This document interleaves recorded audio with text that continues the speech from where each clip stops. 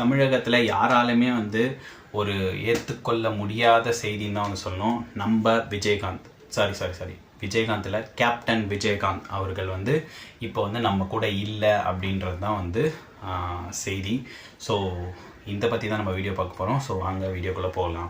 So captain Vijayakanth அப்படின்ற பேர் வந்து இவருக்கு எப்படி வந்திருக்கு அப்படின்னு வந்து பார்த்திங்கன்னா, அதாவது அவரோட 100வது படத்தில் வந்து பிரபாகரன் அப்படின்னு சொல்லிட்டு தான் வந்து அந்த டேரக்டர் வந்து அவர் செட் பண்ணுறாரு. பட் ஆனால் அவருக்கு வந்து அதில் ஒரு பெரிய ஒரு இஷ்டமே இல்லை நம்ம விஜயகாந்துக்கு. ஸோ அதனால் அவர் என்ன பண்ணுறாருன்னா, இல்லை இது ஒரு எனக்கு வந்து இது பிடிக்கல, ஸோ நேம் வந்து சேஞ்ச் பண்ணுங்க அப்படின்னு வந்து சொல்கிறாரு. ஸோ அப்போ வந்து பார்த்திங்கன்னா கேப்டன் பிரபாகரன் அப்படின்ட்டு தான் அந்த படம் வந்து அவரோட 100வது படம் வந்து விஜயகாந்தோடது கேப்டன் பிரபாகரன். ஸோ அப்போத்துலேருந்து வந்து பார்த்திங்கன்னா இவருக்கு வந்து கேப்டன் அப்படின்ற ஒரு பேர் வந்து வருது. ஸோ அந்த படமும் வந்து பயங்கர ஹிட் ஆகுது. அந்த 90s காலகட்டத்தில் ரஜினி விஜய் இந்த மாதிரி இருக்கிற கட்டத்தில், விஜய் கிடையாது மேபி கமல் இவங்கெல்லாம் வந்து அப்போ இருந்த 100வது படம் வந்து அவங்களுக்கு ஹிட்டா அப்படின்னு கேட்டிங்கன்னா ரொம்ப பெருசாலாம் இல்லை, பட் இருந்துச்சு. ஆனால் அவங்களையும் தாண்டி இவரோட படத்துக்கு வந்து ரொம்ப ஒரு ஹைப் அண்ட் ஹிட் வந்து கிடச்சிது விஜயகாந்துக்கு. இவரை வந்து பேசிக்காக வந்து இன்னும் வந்து இப்போ கேப்டன், அதுக்கப்புறம் வந்து புரட்சி கலைஞர், இந்த மாதிரிலாம் வந்து நிறைய பேர் சொல்லி வந்து கூப்பிடுறாங்க.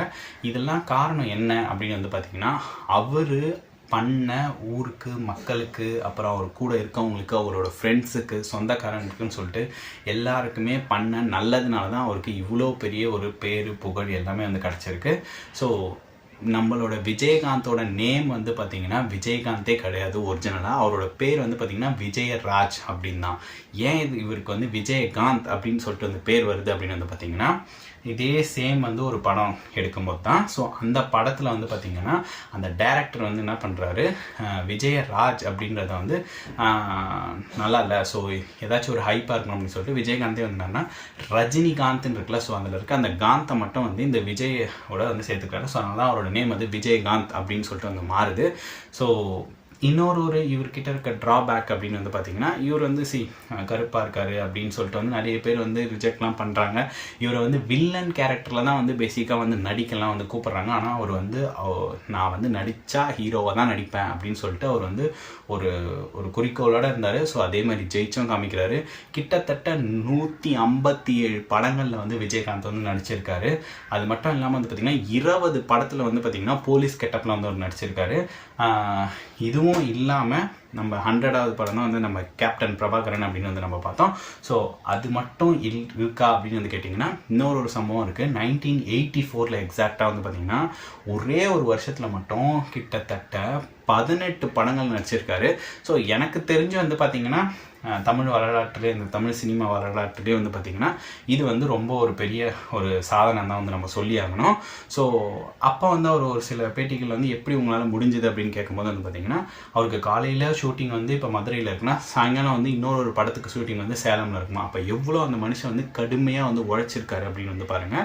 பேசிக்காக வந்து இவரோட ஸ்பெஷாலிட்டியே வந்து பார்த்திங்கன்னா மற்றவங்களுக்கு ஹெல்ப் பண்ணுறது தான். அது மட்டும் இல்லாமல் வந்து பார்த்திங்கன்னா இவர் வந்து இப்போ அவரோட ஆஃபீஸ் வந்து இருக்குல்ல, ஸோ தேமுதிக ஆஃபீஸ் இருக்குல்ல, ஸோ அவர் வந்து கட்சியிலையுமே இருக்கார், அரசியல்லையுமே இருக்கார். ஸோ அவர் வந்து அங்கே வந்து அதாவது ஹெல்ப்புன்னு கேட்டு வரவங்களும் சரி, இல்லை ஹெல்ப்பை அங்கே வந்து எட்டி பார்த்துட்டாலே நீங்கள் வந்து சாப்பிட்டுட்டு தான் போகணும் அப்படின்னு சொல்லிட்டு சாப்பிட வச்சு தான் அவர் வந்து அனுப்பியிருந்தவே பழக்கம். ஈவன் அவர் அந்த ஆஃபீஸில் இல்லாமல் இருந்தாலுமே அங்கே இருக்க அவரோட தொண்டர்கள், அவங்க கூட வேலை பார்க்குறவங்க வந்து யார் வந்தாலும் நான் இல்லைனாலும் அவங்க வந்து சாப்பிட்டுட்டு தான் போகணும் நம்ம ஆஃபீஸ்க்கு வந்துட்டா அப்படின்னு சொல்லிட்டு வந்து அவர் சொல்லியிருக்காரு.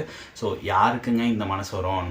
அவர் வந்து பார்த்திங்கன்னா அந்த காலத்துலேருந்து 80ஸ்லேருந்து வந்து பார்த்திங்கன்னா இப்போ வரைக்குமே அவர் கடைசியாக இப்போ இறந்து போயிருக்காரு. ஸோ அவர் வந்து பார்த்திங்கன்னா அது வரைக்குமே அவங்க வந்து எல்லாருக்குமே வந்து சாப்பாடு போட்டு தான் வந்து பழக்கம் அப்படின்னு வந்து சொல்கிறாரு. அதுவும் வந்து எஸ்பெஷலாக அவர் என்ன சாப்பிட்றாரோ அதே சாப்பாடு தான் எல்லாருக்குமே பொருந்தும் அப்படின்னு சொல்கிறாங்க. ஏன் ஈவன் நிறைய டைரக்டர்ஸ், மியூசிக் டைரக்டர்ஸ், அவர் கூட ஒர்க் பண்ண லைட்டிங், அதாவது லைட்மேனாக இருக்கட்டும், கேமராமேனாக இருக்கட்டும், யாராக இருக்கட்டும், ஸோ எல்லாருக்கூடையும் வந்து பார்த்திங்கன்னா அவர் வந்து ஒரு பெரிய நடிகராகவோ இல்லை ஒரு பெரிய கட்சி தலைவராகவோ இந்த மாதிரிலாம் வந்து அவர் ரியாக்ட் பண்ணதே கிடையாது. சக மனுஷன் எப்படி இருப்பானோ அதே மாதிரி தான் வந்து விஜயகாந்த் அவர்கள் இருந்திருக்காரு. ஸோ உண்மையாலே இந்த மனுஷனுக்கு வந்து ரொம்ப பெரிய ஹேட்ஸ் ஆஃப் தான். இந்த மக்களுக்கு வந்து சேவை பண்ணுறது வந்து ரொம்பவே வந்து அவர் ரொம்ப ஆர்வம் காட்டுவார் அப்படின்ற மாதிரி வந்து சொல்கிறாங்க. ஸோ அவர் இப்போ நம்ம கூட இல்லைன்றது வந்து ரொம்ப பெரிய ஒரு சோகமாக தான் இருக்குது. ஏஜ் வந்து இப்போ 71 ஆயிருக்கு. ஸோ இப்போ தான் வந்து இறந்துருக்காங்க. அவர் வந்து உடல்நிலை சரியில்லை. ஸோ அவருக்கு வந்து பேசிக்காகவே 2016 அவருக்கு வந்து உடல்நிலை சரியில்லை. அப்படி ஒரு பெரிய கம்பீரமாக சிங்கமான இந்த முருகம் வந்து பார்த்திங்கன்னா ஒரு ரீசெண்ட் டேஸில் வந்து ஒரு ஃபோட்டோ வந்து வெளியே வந்தது. எப்படி இருந்த மனுஷன் ஏன் இப்படி ஆயிட்டாரு அப்படின்னு வந்து எல்லார் மனசுக்குள்ளேயுமே ஒரு கேள்வி இருந்தது. ஆனாலும் அவர் வந்து உயிரோடு இருக்கார் அப்படின்னும் போது எல்லாருக்குமே ஒரு திருப்தி இருந்தது. பட் இப்போ நம்ம கூட இல்லைன்னும் போது யாராலுமே ஜீர்ணிக்க முடியல. இன்றைக்கி வந்து பாருங்கள் அவரோட அந்த அதாவது அந்த கட்சி ஆஃபீஸ் இருக்குல்ல, ஸோ அங்கே தான் வந்து பார்த்திங்கன்னா அவரோட அந்த உடலை வந்து வச்சுருக்காங்க எல்லார் பார்வைக்கும். ஸோ அப்போ வந்து எவ்வளோ கணக்கான மக்கள் வந்து அங்கே கூடி நிரம்புகிறாங்க. ஸோ அங்கே வந்து பார்த்திங்கன்னா டிராஃபிக் ஜாமே வந்து ஆகுது. மக்கள் கூட்டம் வந்து நிற்குது. அப்போ அவர் எவ்வளோ ஹெல்ப் பண்ணி எவ்வளோ எல்லாருக்கூடையும் இது மாதிரி இருந்திருந்தால் இந்த அளவுக்கு மக்கள் திரண்டு வருவாங்க அப்படின்றத வந்து பார்த்துக்கோங்க.